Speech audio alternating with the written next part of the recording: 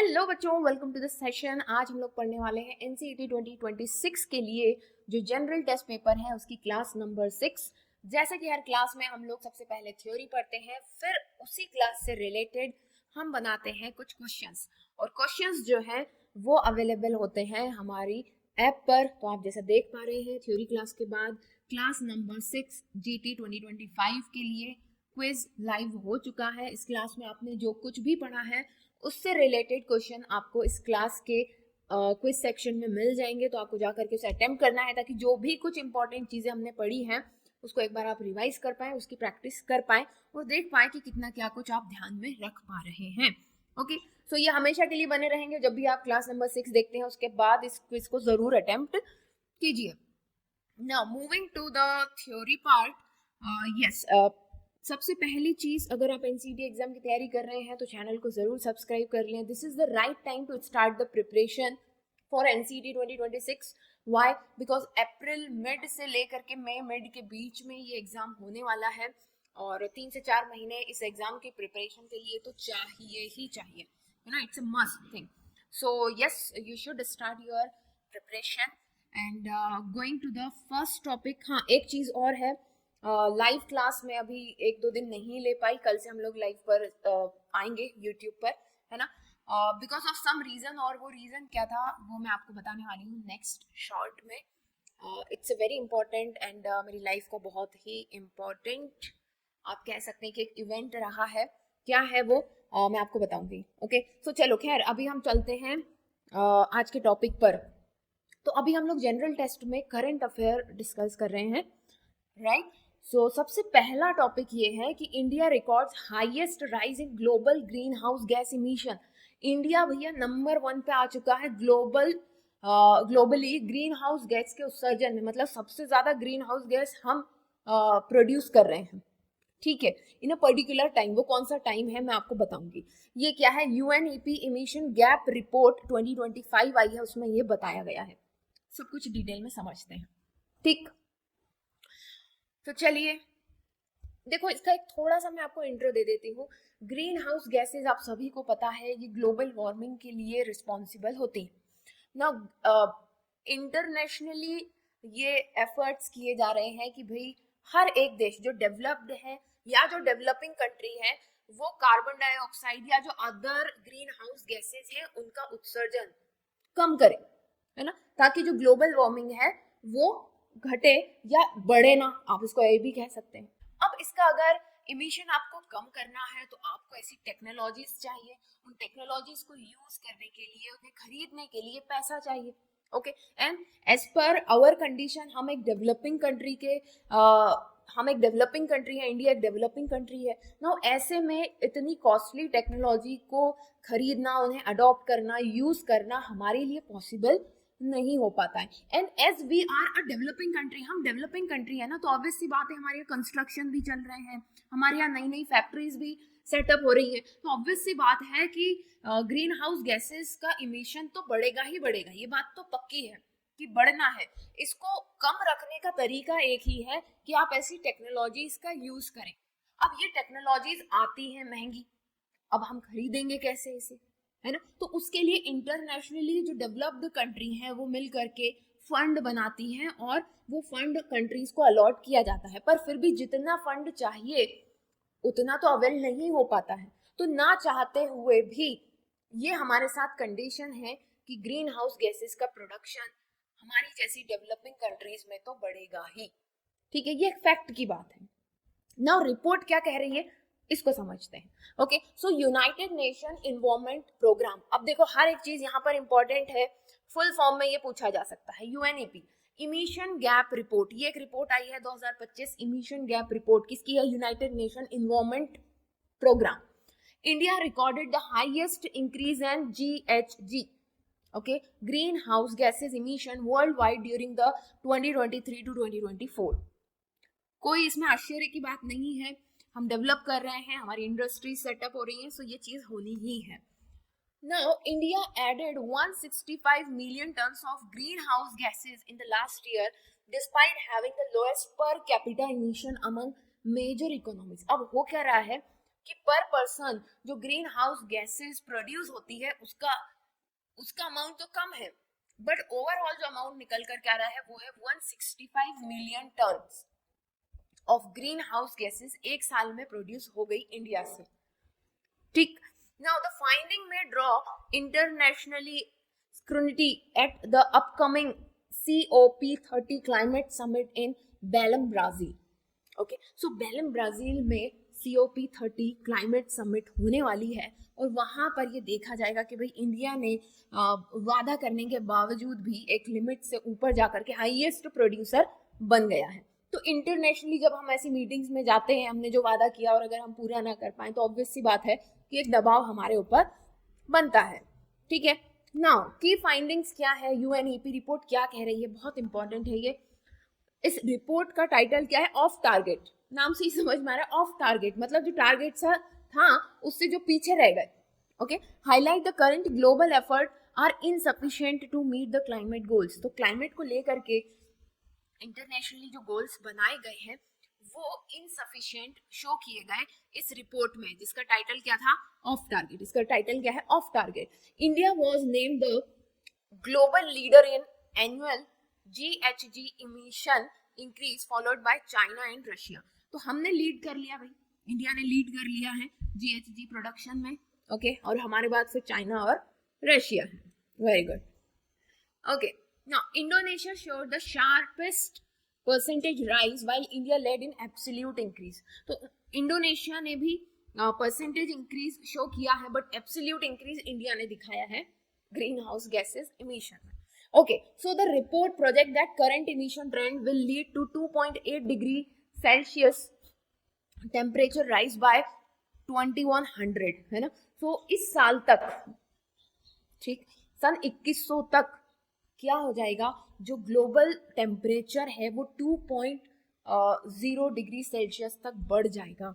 और ये जो पेरिस एग्रीमेंट है उसका ये कहना है कि जो ग्लोबल टेम्परेचर है ये 1.5 डिग्री सेल्सियस से ज़्यादा नहीं बढ़ना चाहिए, far exceeding the 1.5 degree Paris agreement target. Paris agreement का ये टारगेट है कि 1.5 डिग्री सेल्सियस से ज़्यादा नहीं बढ़ना चाहिए। और ये जो रिपोर्ट बता रही है कि इस हिसाब से अगर हम चलते रहे तो 2.8 डिग्री सेल्सियस तक हम के इंक्रीज तक हम पहुंच जाएंगे। ठीक है, India missed the September 30, 2025 deadline to submit the updated nationally determined contribution। एक रिपोर्ट होती है NDC, है ना।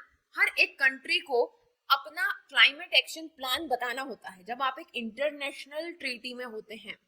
ओके, तो आपको बताना पड़ता है ना कि आपकी कंट्री इस टारगेट को पूरा करने के लिए क्या क्या करने वाली है।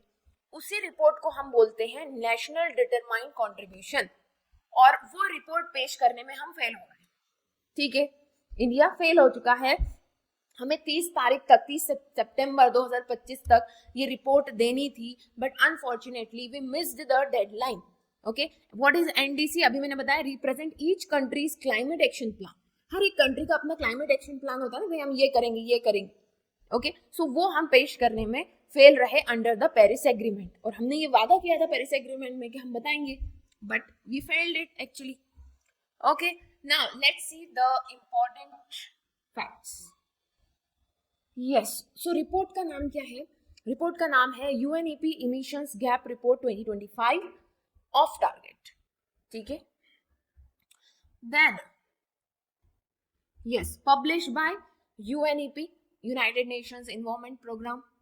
India's emission rise, कितना राइज हुआ है? 165 मिलियन टन्स। नंबर में देखें so we are leading in absolute increase. सबसे पहले नंबर पर इंडिया है, दूसरा है चाइना, तीसरा है Russia. Okay, then highest percentage increase Indonesia ने दिखाया है। ग्लोबल वार्मिंग प्रोजेक्शन, सन 2100 तक 2.8 डिग्री सेल्सियस का इंक्रीज देखने को मिल सकता है ग्लोबल इन्वायरमेंट में। ओके, देन पेरिस एग्रीमेंट का गोल क्या है? Limited warming to 1.5 degree Celsius. India's NDC submission deadline कब थी? September 30, that we have missed। अब next COP30 वेन्यू क्या है? बेलम, ब्राजील में है।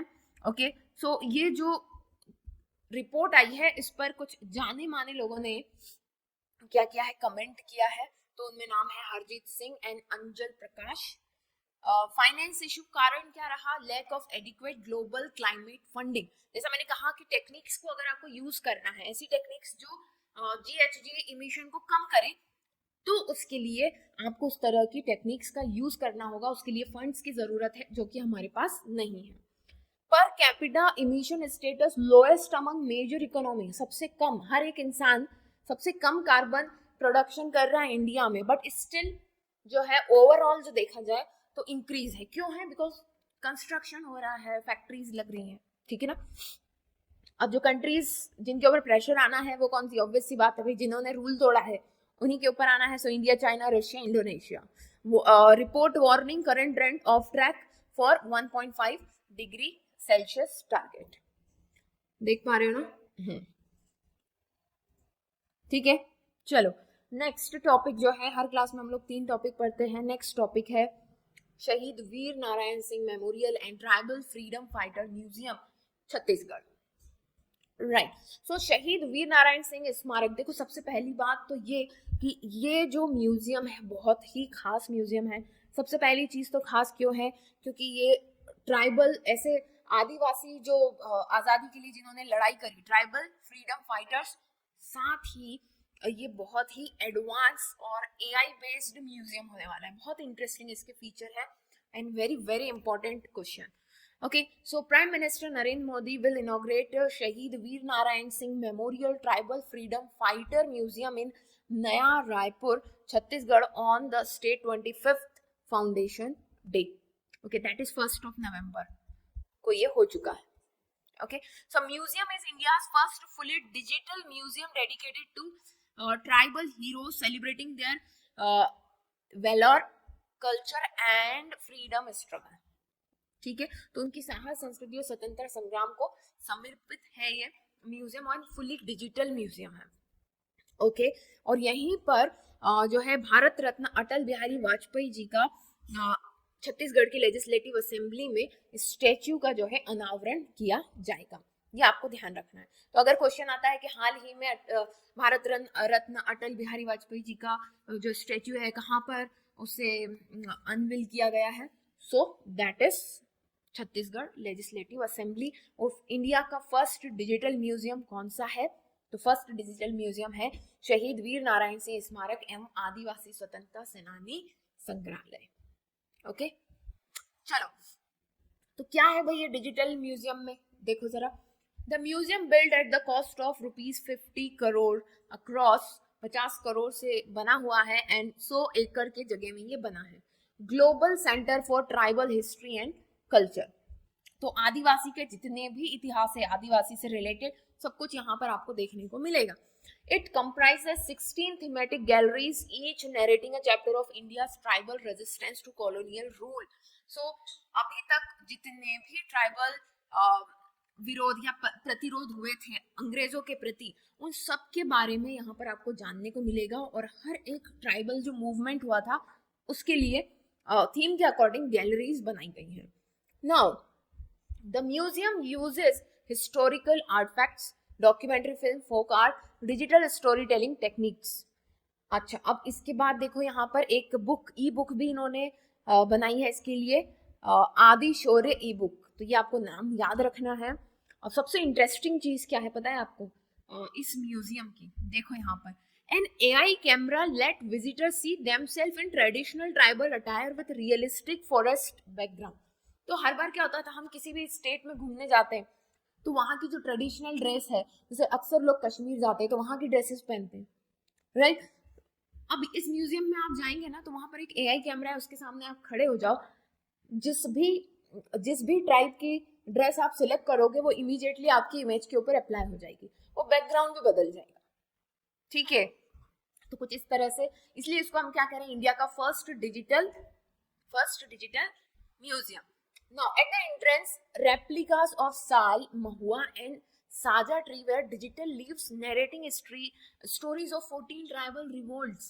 जैसे ही आप इसमें घुसते हैं, इसके एंट्रेंस पर ही साल, महुआ और साजा वृक्षों की प्रतिकृतियां बनी हुई हैं, ओके, और उनकी जो डिजिटल पत्तियां हैं उस पर 14 आदिवासी विद्रोह की कहानियां सुनाई जाती हैं, डिजिटली चल रही होती हैं, ठीक। Now, museum also features sculptures of शहीद वीर नारायण सिंह, भगवान बिरसा मुंडा एंड गेंद सिंह. ठीक है, तो गेंद सिंह, भगवान बिरसा मुंडा एंड शहीद वीर नारायण सिंह, इनकी मूर्तियां यहाँ पर स्थापित हैं. इसके बाद कुछ इंपॉर्टेंट चीजें जो कि आपके टीचिंग एप्टीट्यूड के लिए भी हेल्पफुल होने वाली है. ठीक है, और जीटी के लिए तो है ही. अब यहाँ पर कुछ आदिवासी, देखो अलग अलग तरह के आजादी के रिवोल्ट तो हम जानते हैं, बट जो आदिवासियों ने जो रिवोल्ट किए थे, ट्राइबल रिवोल्ट्स जो है, उनके बारे में हम नहीं जानते हैं. तो हल्बा विद्रोह, रिबेलियंस 1774 1779, ये जो है सबसे फर्स्ट ट्राइबल अपराइजिंग माना जाता है. ठीक, भारत का पहला आदिवासी विद्रोह माना जाता है. Other revolts include Surguja, Bhopalpatnam, Paralkot and Tarapur. ये कुछ रिवोल्ट के नाम हैं, विद्रोहों के नाम हैं. देन मेरिया, कोई, Lingagiri revolt display continued tribal resistance. तो ये आदिवासियों ने जो विद्रोह करे थे उन सभी के नाम है. ठीक,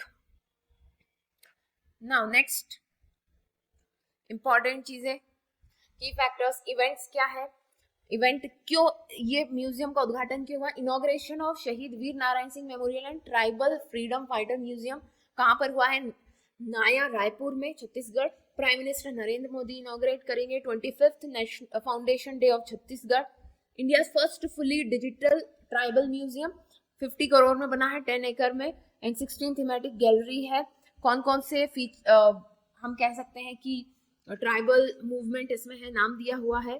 थीम क्या है इसकी? आदि शौर्य, ई बुक और पोर्टल के थ्रू बताई जाएगी. एंड इसके साथ साथ अटल बिहारी वाजपेयी जी की क्या एक स्टैच्यू भी अनावरित की जाएगी. तो ये चीजें हो गई. अब third and the very very important, that is international fleet review. Okay, IFR 2026, अंतरराष्ट्रीय नौ सैनिक परेड IFR 2026. क्या है इसमें खास? बहुत important. First, India will host the third international fleet. कौन सी है? थर्ड, इन विशाखापट्टनम. कहां पर होगी? विशाखापट्टनम में. कहां? आंध्र प्रदेश. February 2026 में होने वाली. Okay, this event will be reviewed by President Draupadi Murmu and conducted alongside the Milan 2026 naval exercise. तो मिलन 2026 एक नेवल एक्सरसाइज है जो कि होने वाली है IFR के साथ साथ, and Indian ocean naval symposium. तो ये 3 इवेंट हैं, ये समझो. IFR, Milan 2026 naval exercise and Indian ocean naval symposium. Okay, next, कितने नेशंस आ रहे हैं इसमें? Over 55 Nations including United states and Russia will confirm participation, reflecting India's growing naval and diplomatic influence. क्या कह रहे हैं? यूनाइटेड स्टेट्स आने वाला है, रशिया आने वाला है, और इसके अलावा 55 नेशंस. हालांकि ये लिस्ट अभी और बढ़ेगी. आगे चलो. मेन चीज यहाँ पर ये है कि चाइना को नहीं बुलाया, पाकिस्तान और तुर्की को नहीं बुलाया गया है. बुलाया ही नहीं गया. क्यों नहीं बुलाया है? तो आप तो जानते हैं, पाकिस्तान ऑपरेशन सिंदूर अभी जो हुआ था अटैक, है ना, पाकिस्तान को इसलिए नहीं बुलाया गया. तुर्की जो है पाकिस्तान का दोस्त है, उसको सपोर्ट करता है, तो दुश्मन का दोस्त हमारा भी दुश्मन.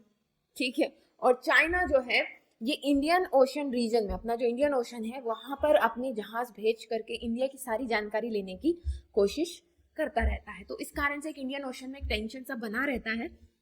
उसी को दिखाने के लिए कि भाई हम आपकी इस एक्टिविटी से खुश नहीं है, हमने चाइना को इन्वाइट नहीं किया है, बट सिचुएशन में गेट चेंज्ड. अभी कुछ कह नहीं सकते. फिलहाल की चीजें ये है कि इन्वाइट ही नहीं किया है. ओके, चलो. Now global participation, as I told you, 55 countries से आ रहे हैं लोग, एंड रशिया और यूनाइटेड नेशंस जिसमें मेजर है ना. अच्छा, ये चीज आपको ध्यान रखनी है कि ये जो फ्लीट रिव्यू ट्रेडिशन है 18th सेंचुरी से चला आ रहा है. Maratha navy exercise of the Konkan coast से यहाँ से ये ट्रेडिशन चला आ रहा है. First presidential fleet review was done in 1953, President Rajendra Prasad, symbolising post independence maritime strength. ठीक है. तो नौ सैनिक परेड सबसे पहले कब हुई थी? 1953 में. राष्ट्रपति जो पहले थे राजेंद्र प्रसाद. ओके, नेक्स्ट इसकी जो थीम है, okay, so theme is United through oceans, ये थीम का नाम है। कोई भी प्रोग्राम होता है ना तो उसका नाम कुछ एक पंच लाइन हम देते हैं, टाइटल या थीम दे देते हैं, बस वह यही है, यूनाइटेड थ्रू ओशंस। एंड जैसा मैंने आपको कहा, मिलन 2026 नेवल एक्सरसाइज भी इसी के साथ साथ होगी। ठीक, तो इसके बाद ये यहाँ पर कुछ की फैक्ट्स हैं जो कि हम ऑलरेडी डिस्कस कर चुके हैं। And now I will request you all कि आप जा करके क्विजेस को अटेम्प्ट करें, तो जो कुछ भी आपने यहाँ से पढ़ा है वो आपको याद है या नहीं। और ये क्योंकि वाकई में बहुत ही इंपॉर्टेंट 3 टॉपिक्स थे, वेरी वेरी इंपॉर्टेंट। और नेवल वाले पार्ट से तो पिछले साल भी क्वेश्चन आया है ना। आर्मी प्रैक्टिसेस, ये जो युद्ध अभ्यास होते रहते हैं, इससे रिलेटेड क्वेश्चन भी आया है पिछले साल, तो ये इंपॉर्टेंट हो जाता है। ठीक, तो चलो फिर मिलते हैं नेक्स्ट सेशन में, तब तक के लिए बेस्ट ऑफ लक, बाय।